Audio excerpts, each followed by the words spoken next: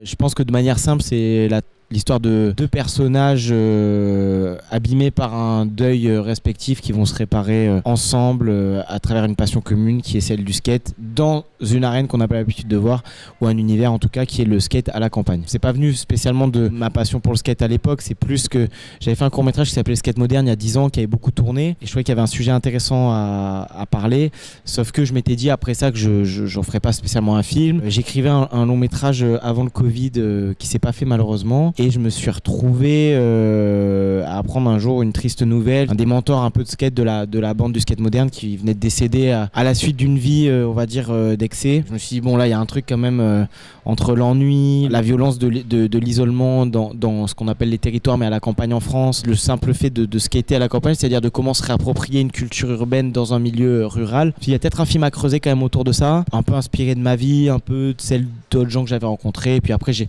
surtout calqué des films qui m'intéressaient, notamment Mud de Jeff Nichols, qui est un film que j'aime beaucoup, et si on fait gaffe, c'est quand même il y a beaucoup de similarités dans la structure. Et voilà, j'ai revisité un peu tout ça et le film est né. On construisait nos propres modules, en fait ce qui était intéressant, c'est qu'on voyait la campagne différemment, c'est-à-dire que une marche devenait autre chose, tout était prétexte à faire du skate, et je trouvais que c'était hyper intéressant, même par rapport sans rentrer dans un truc trop intellectualisant, mais le cinéma c'est ça, c'est un regard, et je trouvais que c'était intéressant. Mais j'ai vu pour la première fois mon regard changer sur les choses, et je trouvais qu'il y avait vraiment un truc super fort à montrer comment le skate peut être revisité, et comment surtout une passion pour quelque chose peut transformer une vie, ou en tout cas peut l'accompagner, disons. Je savais que je voulais faire un film quand même qui était assez généreux. Quand je dis généreux, c'est-à-dire qui n'était pas élitiste, qui n'était pas dans une mise en scène un peu trop radicale, ou au début je pensais plus partir là-dedans, et puis d'un coup je me suis dit non, mais en fait ce film il parle des gens de la campagne, et il faut que ça soit adressé à eux. Et je dis pas qu'il n'y a pas de public cinéphile en campagne, c'est pas ce que je dis, mais de manière plus générale, il y a un accès moins gros à la culture, et donc il y a un accès forcément un peu moins large à une certaine forme de langage cinématographique. Je voulais maquiller la mise en scène pour que ça apparaisse simple en fait. C'est pour ça qu'on a tourné en scope d'ailleurs avec Christelle Fournier, la chef-opératrice. C'était rendre honneur aux grands espaces, et en même temps arriver aussi à montrer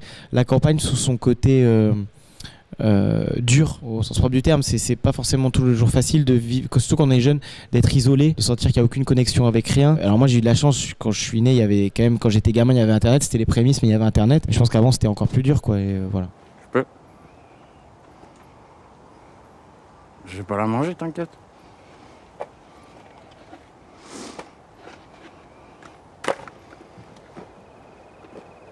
C'est quand on a une fascination / répulsion pour quelqu'un qui n'est entre guillemets pas fréquentable. On sait pas pourquoi on est attiré, on a envie d'y aller, et c'est souvent des gens qui peuvent nous apporter des choses ou pas, hein. Et je pense que typiquement là, Bertrand, c'est des personnages qu'on a un peu enfin en tout cas des gens qu'on a un peu tendance à mettre de côté, à brimer. Ils se mettent eux-mêmes de côté en voulant être hors système et en vivant dans un monde un peu marginal. Mais moi c'était vraiment arriver à le comprendre, à lui donner de l'empathie à ce personnage. On a vraiment travaillé ça avec Théo, en même temps en se rapprochant aussi de personnages qu'on connaissait, en s'inspirant un peu de Béranger, mais aussi d'autres personnages enfin là, en tout cas d'autres personnes qui avaient ce style de vie là. Et Pierre par contre, le jeune, l'adolescent de 12 ans, enfin dans le film, joué par Christine Billon, lui il était beaucoup plus proche de moi, je pense, quand j'ai déménagé, quand je suis arrivé en Dordogne et que je me suis mis au skate, où je connaissais pas, donc j'étais assez timide, et mon père il voulait pas trop que je skate, et je savais pas trop comment faire parce que les endroits autour de la maison ne le permettaient pas. Puis j'avais une peur bleue d'aller au skatepark, surtout parce que je voyais les grands, enfin ils étaient tous trop forts, et moi je me disais mais je peux pas y aller. Donc je m'entraînais